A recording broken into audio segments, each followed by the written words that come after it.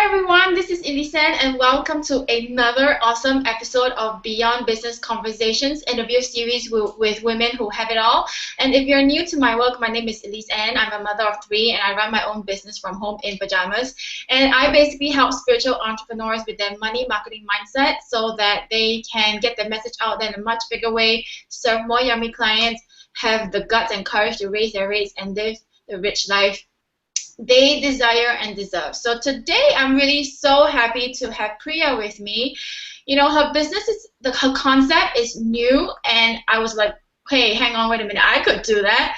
But after listening to her, I think she could free up a lot of our time as entrepreneurs. So why would you want to pay attention? Because if you're an entrepreneur, solopreneur, wanting to hire VAs, and especially if you have gone through like a bazillion VAs and nothing seems to work, and like firing her and hiring another one, hoping that the next one will be better than the other, then Priya is your girl.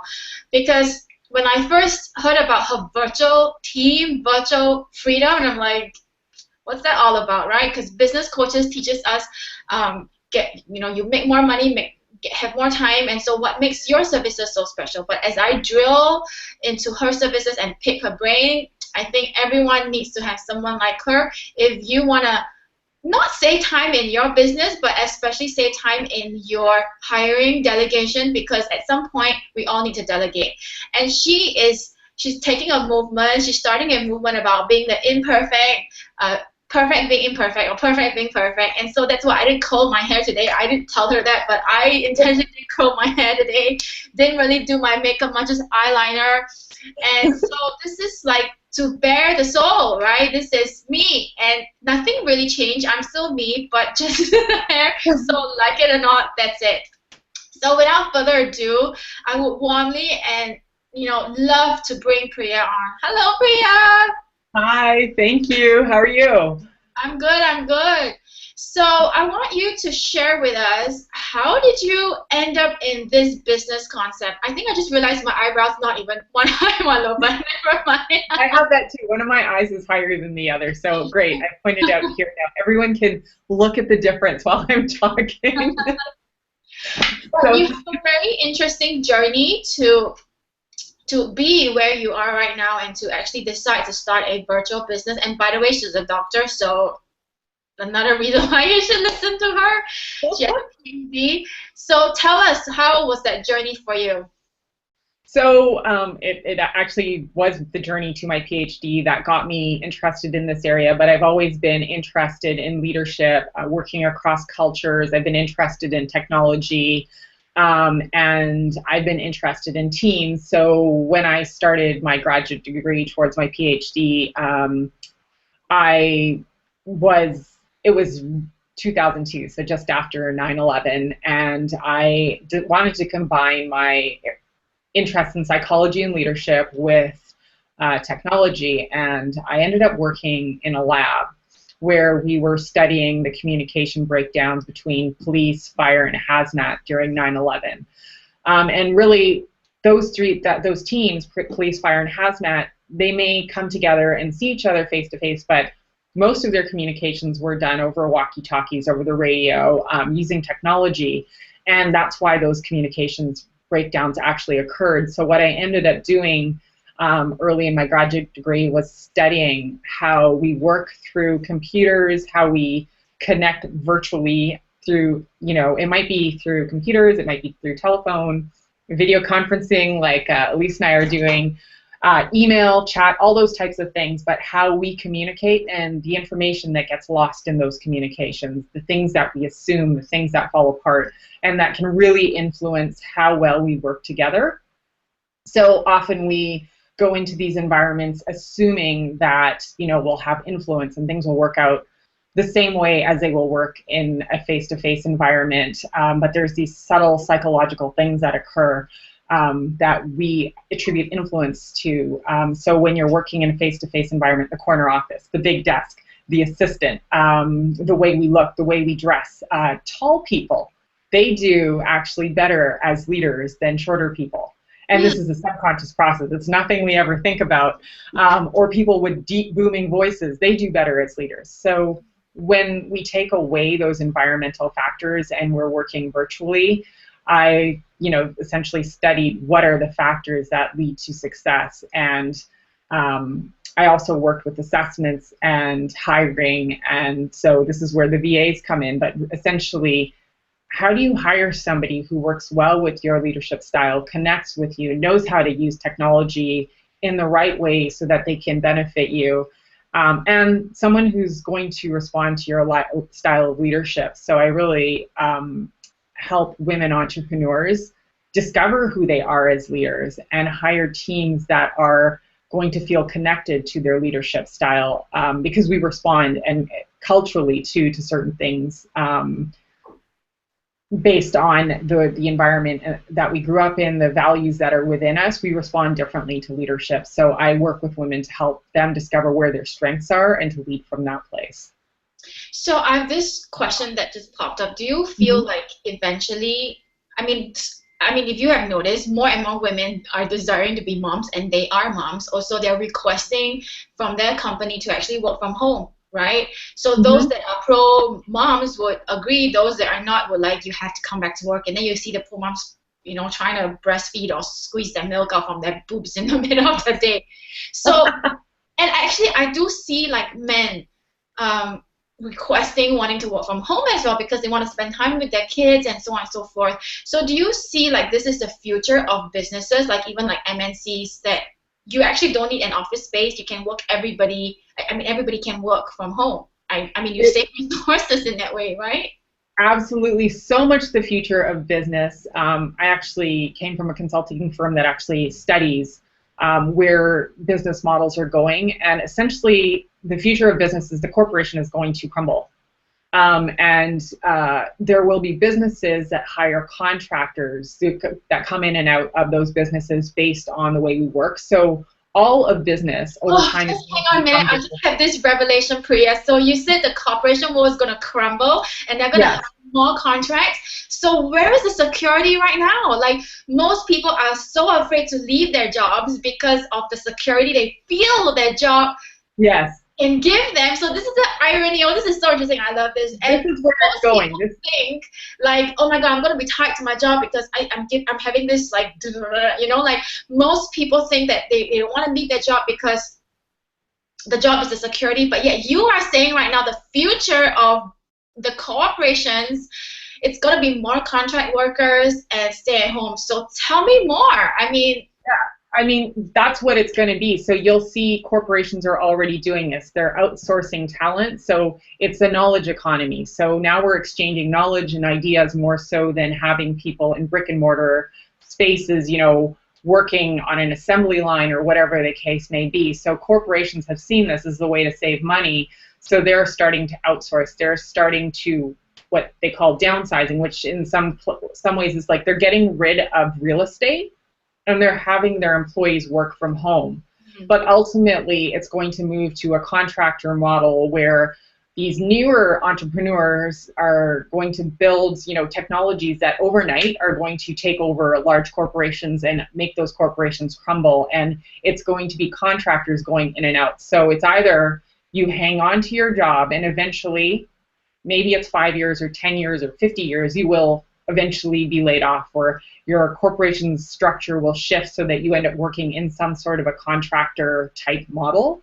So it's sort of, do you want to get ahead of the curve and be one of those entrepreneurs who's building their business and has their team and has their structures in place and knows this entrepreneurial marketplace well, or do you want to be the ones chasing and trying to get a job when everyone else is already established? It's a choice. It's going in that direction no matter what.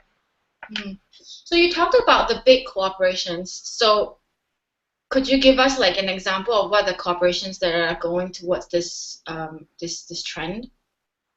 I mean, you can see it all over the place. You can see it, I'm not going to name names, but you can see it in the consulting world, you can see it in the finance world, you can see it in technology. So any type of a corporation, I don't know law firms that well, but I'm fairly certain that law firms do this. So any type of corporation that would be considered a global corporation has the capability to restructure themselves so that they go to this contracting model. You'll see it in technology firms. You'll be able to see that quite a bit. You even see it in different types of manufacturing. So as robots come into play, robots will be doing the work, and we can literally be sitting from our desk at home controlling a robot that's working an assembly line. Mm. So what are the benefits of working like this, having a virtual team? What are the benefits? Yeah. So the benefits really, so it can be cost. You can get bring in people at a various price points globally. Creativity. So based on where we grow up, the environment, we look at the world differently. Our values are different. So we can bring in knowledge and skill sets from different parts of the world, different ways of thinking, different ways of connecting. So, if we're all, I'm Canadian, so if I built a team from Canada, and we all had Canadian values, we would see the world in a certain way. This is how we work. But if I started to bring in, people from India and China and Japan and somebody from the Caribbean, the way my team was structured and the ideas that would come up would be very different, because the lifestyle is different, the expectations are different, the way we are socialized is different. So that just naturally brings creativity. It also frees us up to find the best people. We're not limited by geography. So if you see yourself in a particular geography, you see this, I see this with tech firms very, very often, is they need a certain level of talent, but they can't find it in their local geography. And so Silicon Valley, I'm in Vancouver, but they tend to come to Vancouver to find people who are trained in technology. And, recently we've had Microsoft and Amazon move up to Vancouver because that's where the talent is. So working virtually allows you to find the best talent anywhere in the world. And then if you set up your systems well, you can also be working around the clock. Yeah. So if I'm strategic about it, and I know, so it's tomorrow for you. It's sure. Wednesday night and Thursday morning, right?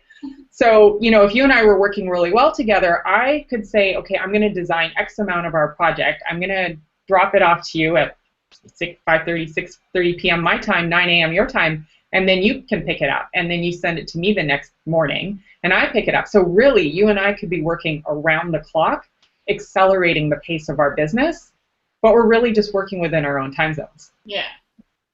So there's a lot of benefits.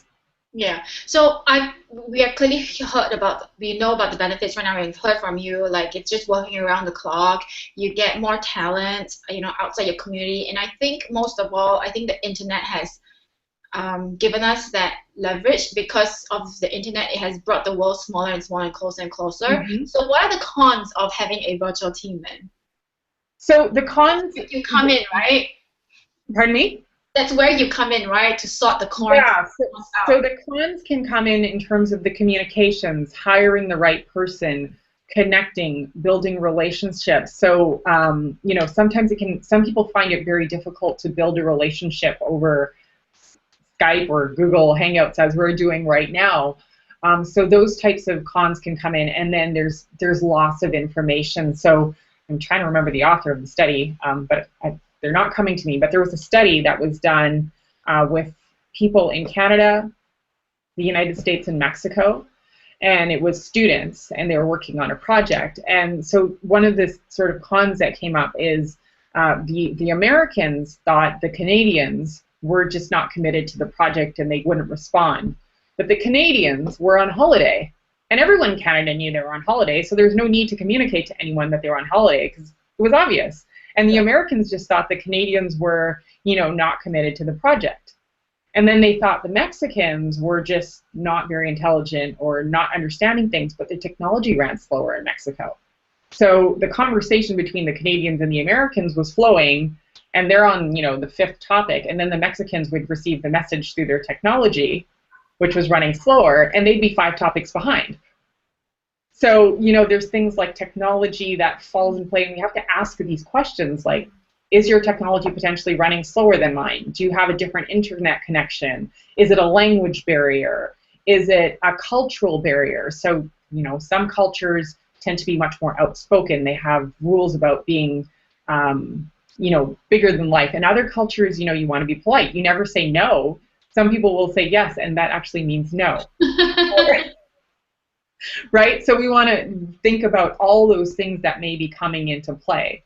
And then there's lifestyle factors, time of day that may come up. So, if we don't organize our time, that description that I was giving you in terms of we can be working around the clock, we can also allow weeks of delay because I'm only working in my time zone, and then I hand it to my person the next morning in my time zone. Well, they're sleeping. So now I've lost 2 days. So it's to really, there's a cultural pieces that can be negatives. There can be time zones that can be negatives. Really connecting to building relationships can be potential negatives. So I really do think about these things, ask these questions, really consider what's going on in another person's environment, and then also look at assessments so they can at least get a baseline understanding of the other person's personality and if they'll be able to connect with them, work together, and if their values are similar or if they're easier to connect with, that can cause that as well. That's true. I mean, there are always the good side and the bad side, but I can only think of the more good side than the bad. Yeah. So how would one discover that her business needs someone like you? So what I mean, it can be discovered in numerous different ways. So I just think somebody who wants to play and be prepared ahead of time. So that's the thing. Well, I know I want to hire, but I want to do this right immediately. So I'm going to hire a coach, make sure I've created the job descriptions, asking the right interview questions. I know how to interview. I've created a plan for myself for now in the next 6 months, 2 years, whatever the case may be. So there's that. Maybe another type of person who basically discovers they've been really successful and they have tons of plans, and now they don't have time to think about when to hire. They know they need to hire, but they just don't have the time. They're doing really well, and they're trying to handle their client load, and they're trying to figure out, who do I market? When do I address this? When do I address my clients? When do I create the content? They're basically in a place where they're overwhelmed. And then there's the third type that doesn't necessarily get as much time as they would like. So they're doing a lot of stuff and not necessarily seeing results.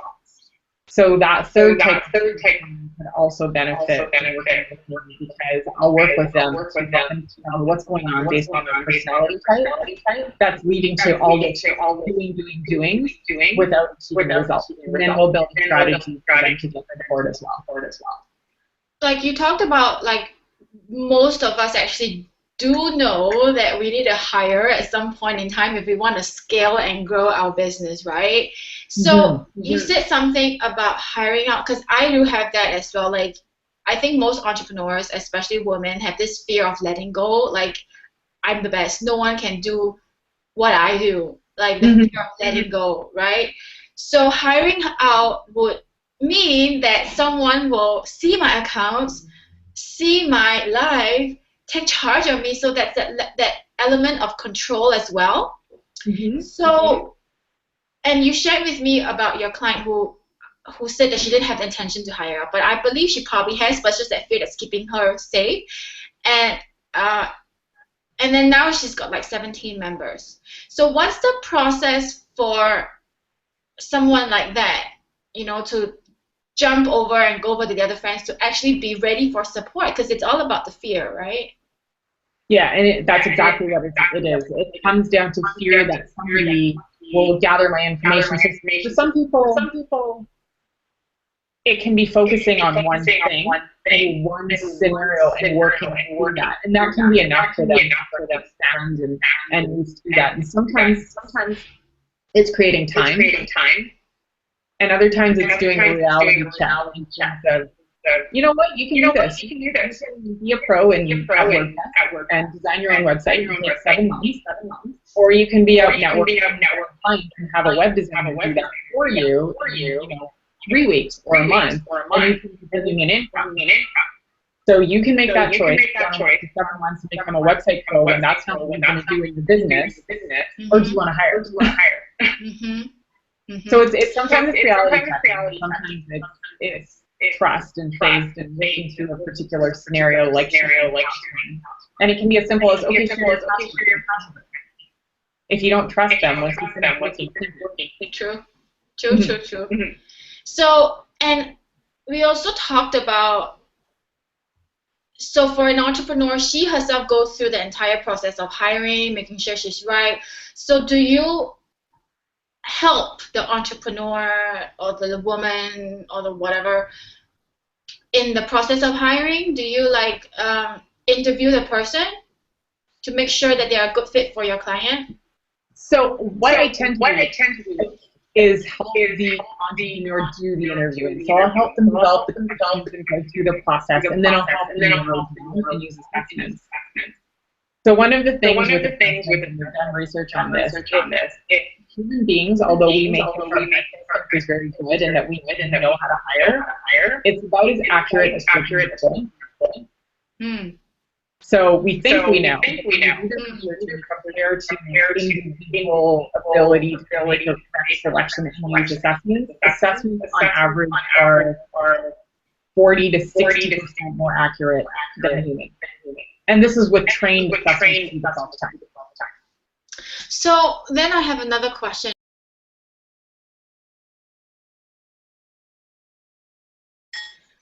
Okay, hi, this is part 2 because I pressed stop broadcast for some odd reason, and Priya reminded me we are in Mercury retrograde, so it's like, and I blamed her for causing this because she's the perfect change maker. She got me into trouble, but yeah, I take full responsibility with my fault. So let's get started from where we left off. Where did I leave off anyway?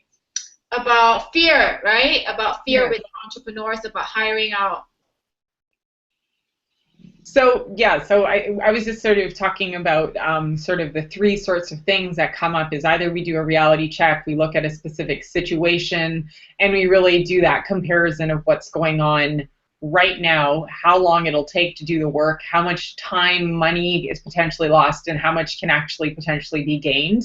And ultimately it is the entrepreneur's choice. But in most cases, when we do that reality check and we look at, how much time can be saved, like if you could get your business up and running in 1 month versus 7 months, and you could spend the remaining 7 months really going after clients, working on your marketing and your sales, would you rather do that, or would you rather spend 7 months, getting your business up and running, doing everything by yourself, right? So it's really doing the reality check, and especially for individuals who are thinking about leaving their jobs and maybe want to start a business on the side, there's also, a great opportunity to hire out to do that piece because you have income right now from your day job. And, it might take 1 or 2 months salary, but it's better to use that 1 or 2 months salary to get your business up and running and just get into it and start finding your appropriate clients and your products or whatever the case may be to do that right away versus, you could spend another year or 2 or 3 years just trying to build your business on the side all by yourself. So there's also that opportunity and a great benefit to do that hiring as well. So can I make a confession? Like I didn't tell you this, but recently, I've been trying to do a lot of things on my own because obviously with the fear and stuff like this. So recently I wanted to hit another income level, and of course the universe gives you exactly what you need. And then I realized there was this fear of hiring, fear of whatever. You know what got me into this? Because the money wasn't coming in. And we all know money is energy and it's all about support. And you know what freaked me out? To be in all transparency, it was this. It's like, if I do what I do on my own, then I'm not responsible for anyone else. And as an entrepreneur, we know that it's either feast or famine, and it's not like a job. You have consistent income coming in, right? So if I hire and I don't generate sales, and I can't pay them, and that's my fault, my responsibility. So at the end of the day, it really boils down to me being afraid of being the leader to step up and be responsible for other people's lives. So it's not that I'm not conscious about that I need support. I need support. I really do. So now I'm on the way to hire OBM, a virtual assistant, and I'm going to have a lead coach as well. But initially before this thought process, it was just so scary. Like the money's not coming because there is a block to my flow. Like you will think that this got nothing to do with business, nothing to do with the money, but we all know that as entrepreneurs, especially spiritual entrepreneurs like ourselves, everything is energy, and if your business is blocked, that means you are blocked, and if you are blocked, your business is blocked. So that is an entry point for me to realize, like, oh my god, I actually need support. So have you encountered any crazy entrepreneurs like myself? Well, no, it's kind of, I mean, I felt that too at times. But it's sort of thinking about this is, it's going back to being a spiritual entrepreneur and really asking the universe. And I say asking the universe, but part of it is putting it in a job description as well. And so really asking the universe by putting it in a posting and putting it out there. So, you know, it may be, you can really ask for a price point. What are you looking for? And in this beautiful world of contractors, if you really communicate truthfully and in a straightforward manner what you're looking for and your situation, you can hire contractors to support you and, you know, make choices. So, you know, I'm just going to say you have, you know, you're concerned about money, but maybe you have only $500, but maybe you think about, okay, well, what if I got support with my marketing? And what if I hired somebody and said, I've got $500, but I need your support to help me bring in clients? And you do that, and we can up level from there, and we can see how we can work together in the future. So, you know, we have options in terms of really saying, look, this is what I have to spend, this is what I'm looking for, this is what I need, this is my circumstance. And to really clearly articulate that, and literally in the form of a job posting, ask the universe and see who comes to you, but then select from that. Yeah. So I think you brought up a very interesting point, because most women, let's generalize women, because I think most of our target is our women, and they're afraid to ask for help. Like they see, like, for example, I have only 500, so what can I do with 500? Oh, you know, but she's a high-end coach, she's this, she's not going to accept me, blah, blah, blah. So we have all these stories that keep us safe, but what you are saying is be honest and just tell the person, like, hey, this is my current situation right now.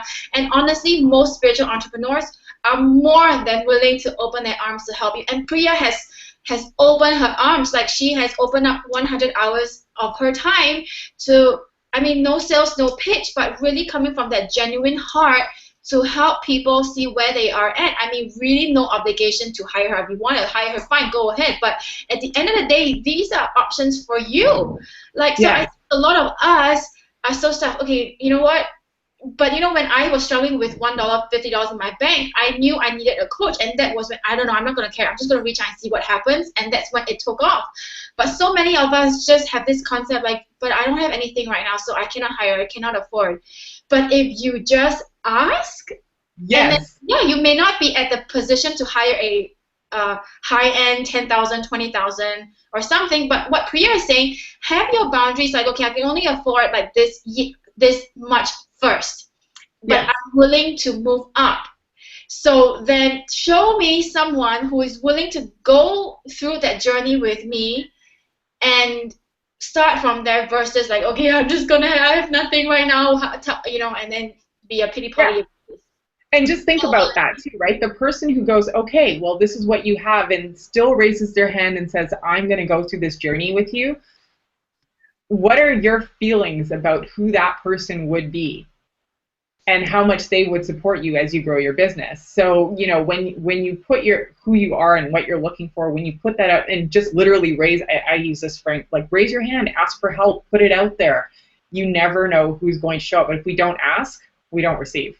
Yeah. So I love that. I love that. Money will sort itself out if you're willing to. Of course, if you're just going to sit there, do nothing, not bring in the sales, then obviously you're going to be expecting zero results. But obviously, if you know that there's a responsibility on your shoulder, then you're going to do whatever it takes. So it starts from you to overcome that fear. Yes. Put yourself out there. I mean, especially if you're spiritual, then there's absolutely no reason why you're not going to get what you want, because you just want to serve. Yeah. And so, and you know, it's this interesting thing too, as a spiritual entrepreneur, if our heart is in the place of service, we will attract people who are in a place of service as well. So to really trust that, and you know, it's sort of creating this cycle of energy. And I look at it from another level too, is if when we're building teams, there's an opportunity to connect with people globally. And, you know, sometimes people say, well, oh, you know, I'm not going to pay somebody $6 an hour. No, like that's just ripping them off. But in another country, that $6 could potentially be feeding somebody's family for a month. So, to really think about that, there's so many opportunities, and, you could be helping somebody in another country feed their family. So to not really limit ourselves by our local cultural values and, living in North America, $10, $15, $20, depending on where you live, ends up being the minimum wage. And so people go, oh, that's the minimum wage. But that amount of money can seriously allow somebody to live for months in a different country. So really opening up and expanding our horizons and asking for what we like. And sometimes you have to search a little bit more, but we prepare ourselves because as smart spiritual entrepreneurs, we start earlier, right? I always tell people, start your search before you actually need to hire. It might take 3 months, it might take 6 months, but when you need to hire and you're busy, you don't have 6 months to wait. So start well before you actually need to hire. Know what's available. And then literally when you're ready to hire, you can literally just say, okay, I remember we spoke to each other a little while ago. I'm ready to hire now. So can you come on to my team? Yeah. You don't have to wait till the last minute. That's true. I mean, in the the virtual assistant industry, there's tons. I just put up like an offer the other day, like, are there any VAs to recommend? And boom, boom, boom, boom, boom, so many just came up. So there's absolutely no reason why you cannot hire.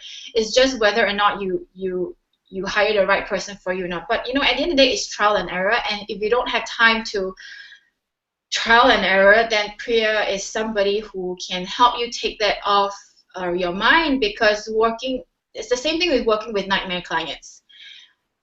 Working with a nightmare VA, it's hard, because I think it's worse working with a nightmare VA versus clients, because sad to say, your business actually depends on her to deliver your work. Like, if she don't deliver on time, then you got to push back your launch, and that means money. Obviously, time is money and speed is money, and that's so on and so forth, right? So working with nightmare VAs, I feel it's actually worse than working with nightmare clients. And absolutely, it costs your business a lot more. So there's, a client, but the stats are that if you're hiring somebody who's integral to your business, it's typically the losses for somebody who doesn't work out. It's typically 1.5 times their salary. So that's the loss to your business in terms of time, reputation, all of those things. So I didn't ask you this question. So you obviously help people hire. Do you help people fire people as well? Yeah, yes. Like I help them develop strategies and how to have that conversation. And yes. But I don't generalize, because it's a matter of that specific situation, that relationship. Is it a long-term relationship, a short-term relationship? Have you given that person opportunities to improve? So there's a lot of factors that go into it, and really creating that safe conversation. So if you actually need to let somebody go. Because firing is more scary than hiring, isn't it? It is a tough situation. It's not fun. And there's also this element, though, if somebody is working in the wrong position, it's sort of like they're holding themselves down, and they're not allowing themselves to receive those other opportunities that are a better fit for them. So sometimes, in being afraid to let somebody go, we're kind of holding them back from what they could really be doing. And it's really having that conversation and understanding what their true passion is, what they love, and maybe it's just not a good fit. And it might be the type of business, it might be what they like to do, what they enjoy spending. So there's all these things that come into it, but really understanding who that person is. And there might be something going on in their lives at that moment. I personally had a situation where I was working with an individual and didn't hear from them for a couple of weeks, and my reaction was like, I was wanting to be like, oh my God, right? I wanted to be so angry and be like, who do you think you are, right? So, I stopped myself, and I actually checked in and, thought there might be something going on in their family, and it turned out there was a death in the family. So had I gone into that situation angry, like, it would have been horrible.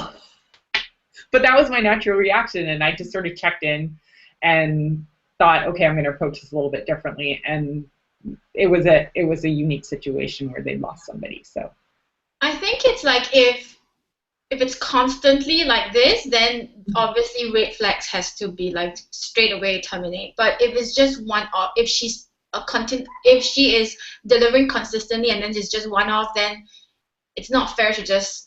That's where you kind of like check in with the entrepreneurs, your client, like, hey, your leadership style, and not just freak out for no apparent reason, right?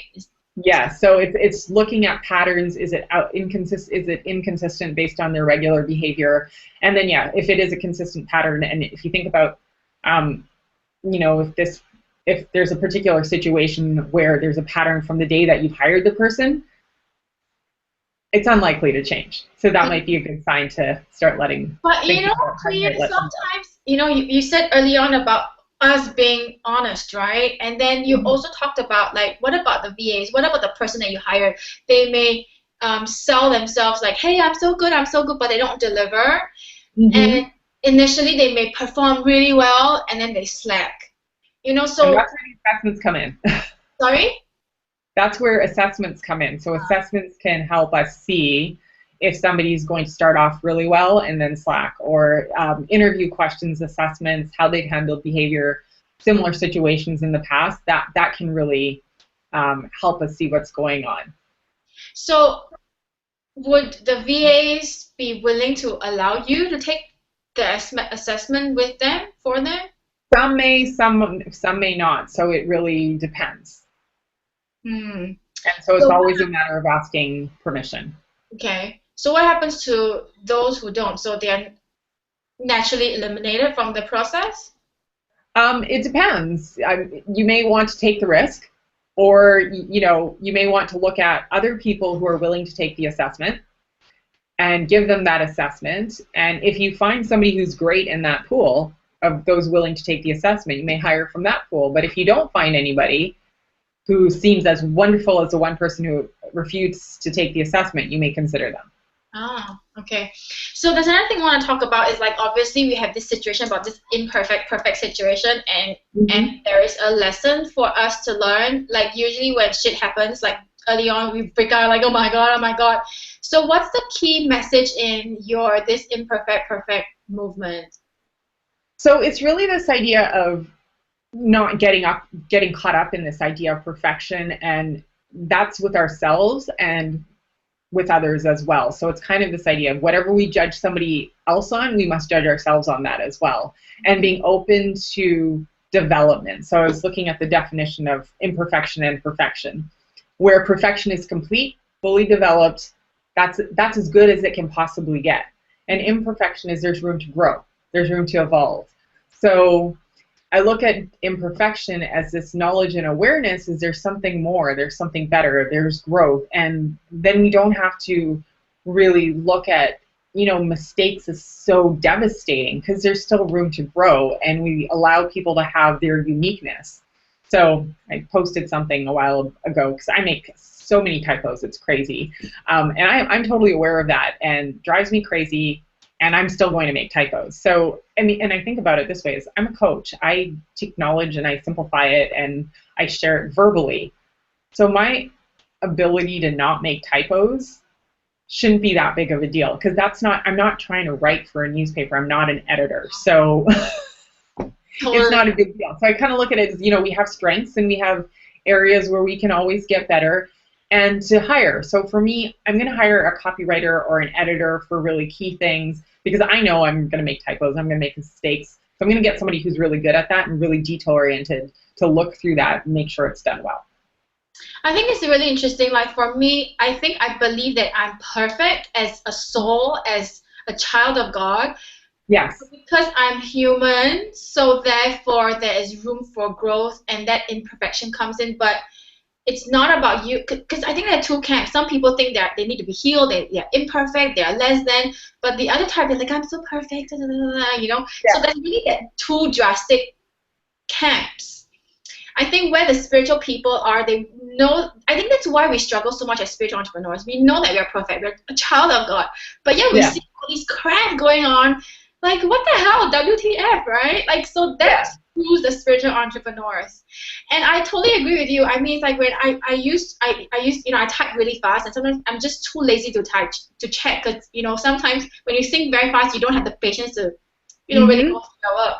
And my friend or my husband would like to, hey, you made a mistake, blah, blah, blah. I'm like, I don't really give a shit, because I don't teach English.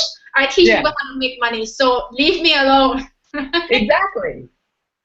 And that's it. The message is there. Who gives a shit? I mean, well, that misspelling really, but again, I have to admit, like, depending on your industry, if you're selling to corporate, then you make sure you get everything right, like your grammar and stuff like this, because it's all about the first impression. But I think for lifestyle people like us, I think it's not about imperfection, it's about showing who we truly are. Yes. Like our raw self. Absolutely. Creates the magic. What do you feel? Absolutely, and that's sort of like, agree with everything you said. So yes, when we're working with corporate, you got to put on that perfect piece. And a lot of people leave corporate because that's exhausting. Yeah. But why recreate the wheel, right? And start looking for all those pieces again. So it's really a little bit of forgiveness, letting things go, and really, as you're saying, is really recognizing that, yes, we are all perfect and we're all imperfect. And it's that harmony of, it's not this or that, and it's all one thing. And really giving us that opportunity to shine where we shine, and letting go of those pieces where we may not be perfect. Yeah, I think it's the concept of letting go what's good and bad, the yin and the yang, the female and the masculine and the feminine. It's like just accepting. Like, I do a lot of shadow work, and it's like, it reminds me of the tarot card, the death card, when people, oh my God, is it that I'm gonna die? Da, da, da, da. But death means renewal as well. So I think it's a concept and the perception that people have. I need to be this, and they're just so wired to be this, that. But like, they think the emotional triggers are bad, but the emotional triggers is exactly what is needed for you to grow, right? Yes. It's like the pitfalls. It's exactly what's needed for you to grow. So life is perfect, then you're not gonna grow. So exactly, it's a perfect situation in the imperfect situation.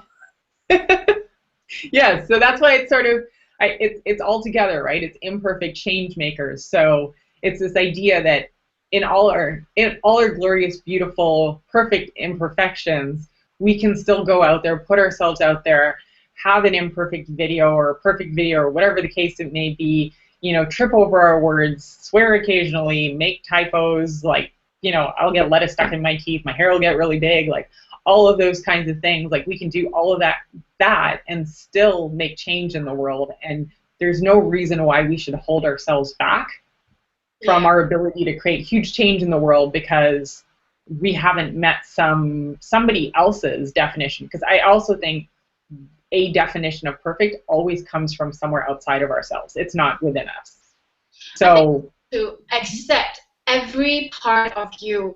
I recently, I do a lot of shadow work, and there's this trust issue about being a fraud and everything. But I have to also admit there are tendencies in me like this, because when you think that you're perfect and you're doing good work, like, this word is really yucky, no, it's not me, I'll be judged. But there is the, when there's left, there's right, there's good, and there's bad. So everything gels together when you are living in honesty. There must be some parts of you that will live in dishonesty. It may not be going out at the cheek, but it could be like, I want to go for a massage, but I didn't do it. So that sort of thing is also that dishonesty to yourself, like dishonoring yourself. So we have to just accept all areas of our lives, whether it's good or bad, and that makes us a better human being. Yes. I feel like I should clap. So tell us, where can we find you? So I'm going to start with the free coaching for those of you who are willing to raise your hand and put yourself out there. So you can actually access that at www.vfcoaching.net, and it's a /private-intensive.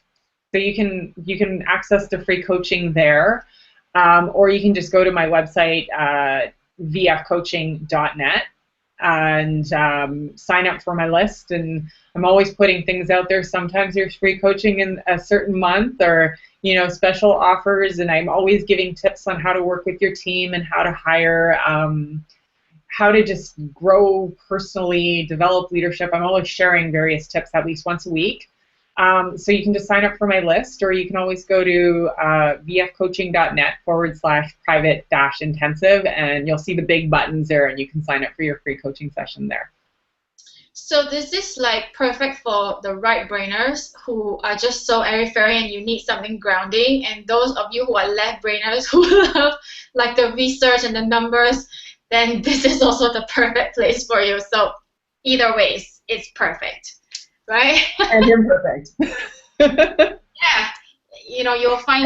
Yeah. I mean, some people do not like the research. Like I don't really like it, but then again, it makes me sound smarter if I just quote in research. Based on research, 95%. Yeah, so you can get it off Priya, because Priya has done the work for you already.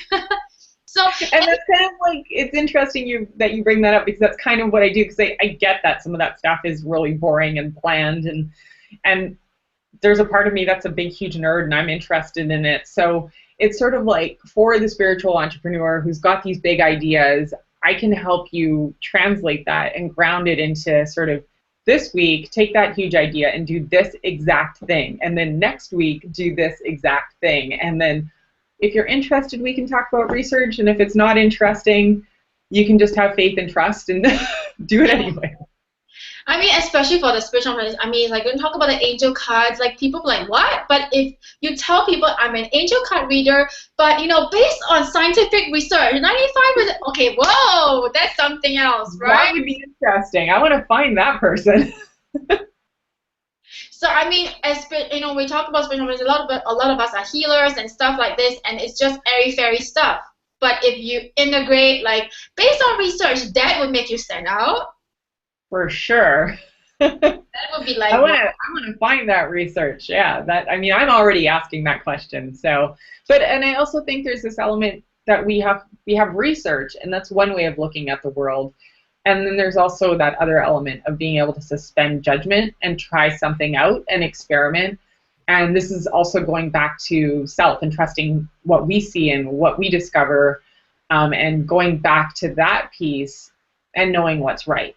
So having an open mind and being able to combine the two and go back and forth. So I think they're both really important. Yeah. And I want to find that tarot card reader who can share research. Ask and it shall be given. I know, someone's gonna show up. In the group, on the spiritual entrepreneur group, there is a lady. She just joined. She's a card reader, angel card reader, unicorn channeler, or whatever. She's also studying law at the same time. Interesting. So that's somebody that, okay, let me link you up with her on the entrepreneur group. I think that's something that maybe she would be interested in finding the research, because she's a mix of both. Yeah, I'd be fascinated in knowing what's available there, because I've also I've dabbled in looking at telepathy and sort of those less tangible things, or like, even, I don't even know if this would fall in that category. I don't even know where homeopathic medicine falls, right? Because some people might argue it's sort of like a placebo, and ultimately my argument is, if it works, who cares? Yeah, exactly. So whatever approach you take. Yeah. So any last messages, any like tips for us before we let you go? This my tip is really something I'm doing, is take a risk. Take a risk in life. So whether that means putting yourself out there, even if you don't feel good enough, if you feel imperfect, whether that means hiring, whether that means making an investment, whether that means really going out there and chasing after a desire. I'm sort of doing this right now. I saw this hotel and I just was like, I'm going there, right? And the responsible part of me said, no, not right now. You have to, do X, Y, Z. And I said, no, I'm going to go there. So the flights, the vacations booked. We're, off to the Caribbean in 3 weeks. But it's really about, whatever it is, that thing that's calling you, and and scaring the crap out of you, take a risk and trust. Mm. Yeah. Awesome. That's such a beautiful message. I think all of us need, I mean, that risk is really honoring our desires, and so many women do not honor our desires because we are so afraid, like the money and and so on and so forth. That's really what's scary. But why are you not allowing life to support you? And that's what Priya is all about, the virtual freedom. It's about support. And going to the Caribbean cruise is just allowing life to support you and showing you what's possible out there. I mean, who knows? Sometimes you go, like I came back from LA, new ideas, and the business grew, and then another level. You never know. I mean, sometimes I think the best way to break a habit is to get out of wherever you are right now, and then when you come back, you create new habits and new thought process. Yeah, do something crazy, raise your hand, ask for what you want, and take a risk. Yeah. So thank you so much, Priya, for your time, and tell us where we can find you again. So you can find me at vfcoaching.net, and if you'd like to sign up for the free coaching session, it's vfcoaching.net/private-intensive. All right, thank you so much for your time, and we have learned so much about hiring and firing. And that's going to be so important for our business, especially if you desire to. I mean, at some point we have to scale our business, whether you like it or not. You have to scale your business. So, like what Priya says, why start later? I mean, even if you don't think you need to hire, or if you don't think you need to hire her right now, but just start thinking. Start where you are right now, and then you don't know where it may lead you to. So just think, take risk, and you'll be there. So thank you so much for tuning in. Thank you so much for watching, and I will see you really soon. This is Elisa signing out. Bye. Bye.